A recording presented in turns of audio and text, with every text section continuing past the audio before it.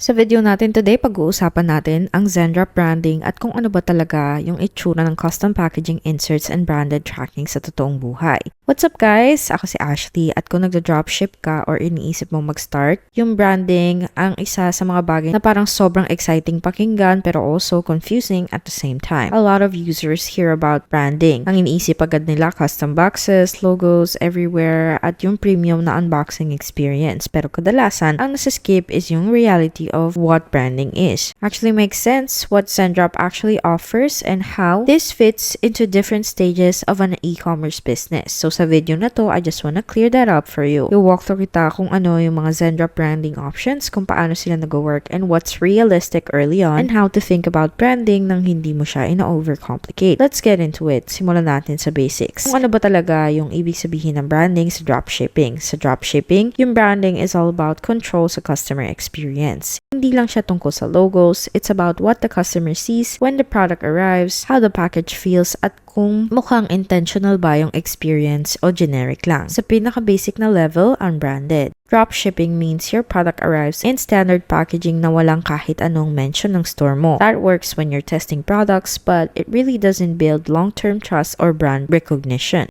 Branded dropshipping adds layers to the experience. Kasama dito yung thank you inserts, branded invoices, at tracking pages na naka-reference sa store mo instead of parang random supplier lang. Yung Zendrop, nasa gitna siya ng spectrum. Designed siya para tulungan ng sellers na mag-move from basic dropshipping toward branding without jumping straight into full private labeling. How Zendrop approaches branding, yung branding features nila, hindi siya designed para sa someone na day one pa lang at wala pang sales. Mas intended siya para sa sellers na nabavalidate yung product at gusto mo mag-start, mag-build ng something na mas intentional. Instead na automatic agad yung full custom packaging for every product, Zendrop layers branding options based on eligibility, product type, and volume. Importante ito maintindihan kasi nakaka-prevent siya ng unrealistic expectations. Branding through Zendrop is more of a progression than a switch you flip overnight. The goal is to let you add branding when it actually supports your business, not before. So yung custom packaging through Zendrop, usually yun yung unang tinatanong ng mga tao sa Zendrop. Custom packaging does not mean every product automatically darating sa fully custom box na may logo mo agad. Instead, it typically means branded elements added to the packaging once certain conditions are met. This can include custom boxes for specific products pero usually nakadepende to sa supplier availability and order volume. Hindi lahat ng products support ang custom packaging at hindi rin lahat ng sellers qualify agad. Ang reason dito ay simple lang. Yung custom packaging kailangan ng coordination with suppliers, packaging production, and logistics. Mas complex siya kaysa sa standard fulfillment. Yung approach ng Zendrop is designed para i-protect yung sellers from investing in packaging before a product is proven. Yung inserts at thank you cards, yung branded inserts, isa sila sa pinaka-accessible na branding options and often the best starting point. Yung insert, basically ito yung nilalagay sa loob ng package like thank you card, discount card, or short message from your brand. These are simpler to implement than custom boxes and still create a branded touch. Pinapayagan ng Zendrop yung inserts sa qualifying products when branding is supported. Pwede dito ilagay yung logo mo, message, or call to action like pagbalik ulit sa store mo. Yung type of branding na to works well kasi hindi niya binabago yung mismong packaging, nag-a-add lang siya ng layers sa experience without complicating fulfillment. For many stores, yung inserts yung first real step papunta sa brand building. Yung branded tracking at custom experience, branded tracking is one of the most underrated branded elements. When customers receive tracking updates, nakatutok sila doon. So kung yung updates feels generic or nakakalito, it can create distrust. Zendrop allows seller to customize parts ng post-purchase experience para yung tracking mas maging connected sa brand. Pwede itong i-include ng branded tracking pages or branded notifications depende sa setup plan. At yung small branded touches dito, pwede talagang ma-feel na mas legit at professional yung store. Mas importante sa customers yung clarity and reassurance more than flashy designs. And branded tracking really supports that.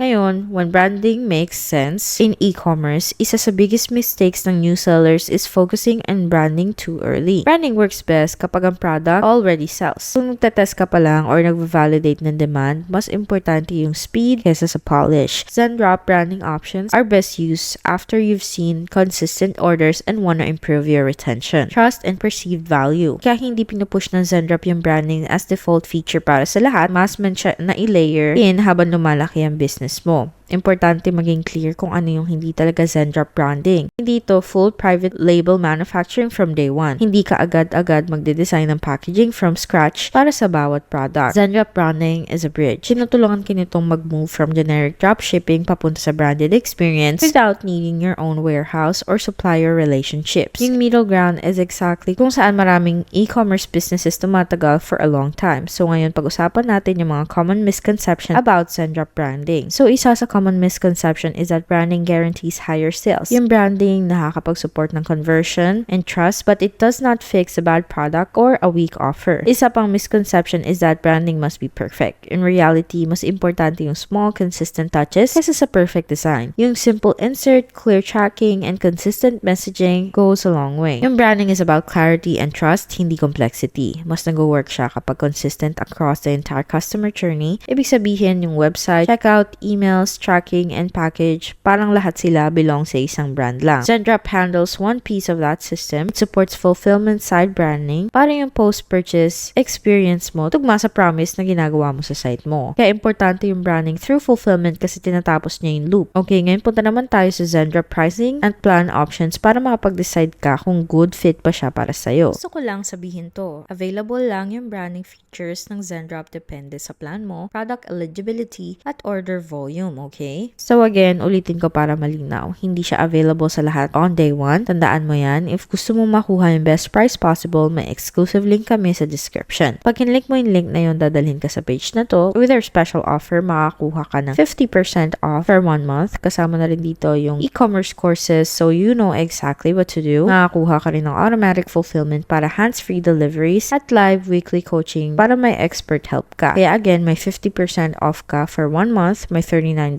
order credits ka rin na pwede mong gamitin para sa pag-fulfill ng orders mo through Zendrop platform. And there's also some other things like sourcing and fulfillment solutions so you can kind of see exactly what they do. Trending product software, and they've also got automated order fulfillment. At my dropshipping courses din by 8 figures experts, weekly coaching calls, weekly office hours at yung Zendrop community. Okay, so if you use our link, you get access to all of that. Ngayon punta naman tayo sa actual plans. So may free plan sila. Makakuha ka ng access sa 1 million plus products and you get 24/7 support. And we've got the pro plan which is $49 per month. You can go ahead and get access to 1 million plus products, 24/7 support, unlimited orders. Kasama rin dito yung custom branding, automated fulfillment, requests a product, at US products. Again, yung custom branding may asterisk. Ibig sabihin, depende pa rin siya sa dami ng orders mo. Then may plus plan sila na $79 per month. Kasama dito lahat na nasa pro plan. Pero may additional na $100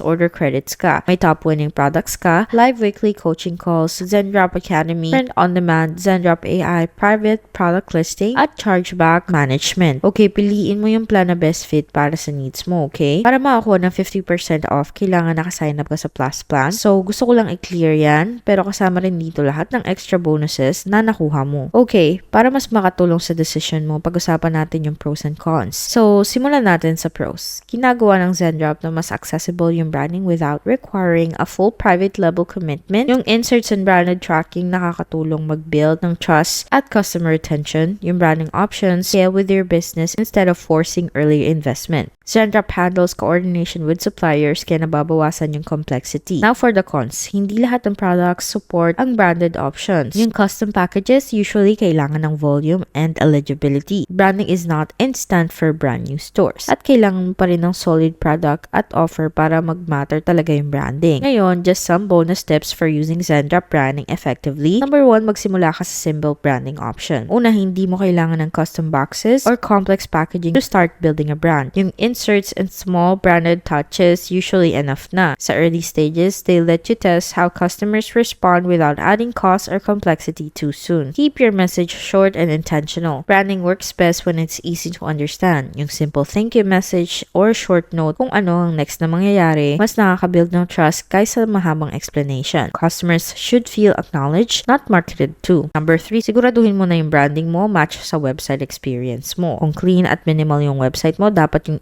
insert at messaging mo, same vibe din. Kung friendly at casual yung site mo, dapat yung branding mo, ganun din yung tone. Yung consistency across the entire experience, mas importante siya kesa sa design details. Number 4, mag-focus ka sa clarity bago aesthetics. Yung clear tracking updates, honest delivery timelines at easy-to-read inserts, mas malaki ang impact nila sa trust kesa sa fancy designs. Customers care more about knowing what's happening with their order than how polished the packaging looks. And number 5, use branding to support retention, not just first impressions. Isipin mo kung anong mangyayari after ng first order. Inserts can encourage repeat visits at mag-remind sa customers kung bakit nila pinipili ang store mo. Branding works best when it supports long-term relationships, hindi lang isang sale. And lastly, number 6, i-revisit mo yung branding decisions once you have data. Once makita mo na may consistent orders or repeat customers, you'll have a better idea of what's worth investing in. Gamitin mo yung real feedback at order volume to guide your branding choices instead of guessing early. So ngayon, para sa iyo ba ang Zendrop branding? It makes sense once you've validated a product and want to improve the customer experience. Kung goal mo is mag-move beyond generic dropshipping and start building trust, yung branding is a very smart next step. Kung nagtetest ka pa lang ng products, okay lang maghintay muna. Branding works best when layered in the right time. If gusto mo pang matuto about Zendrop branding options at makita ano ang available para sa store mo, gamitin mo yung exclusive link namin sa baba para makapagsimula. I do wanna mention that these are affiliate links, which means pwede kaming kumita ng small commission pero no extra cost to you. So kung gagamitin mo yung links namin, we just wanna thank you so much in advance for supporting ang channel. It really helps us to continue to create free content just like this. Yung branding sa e-commerce, hindi siya kailangang all or nothing. Isa siyang bagay na binubuo mo over time. And Zendrop's approach gives sellers a way para mag-add ng branding without overcommitting too early or pinapakomplikado ang process. The most important thing is building something that feels intentional and trustworthy para sa customers mo. So ayun, tapos na ang video na to. This channel is dedicated to helping you build and grow e-commerce businesses with simple, practical strategies. So don't forget to like this video and mag-subscribe sa channel namin. And of course, mag-leave ng comments or questions sa baba. Gusto naming makarinig from you. Thank you so much sa panonood and see you on the next video.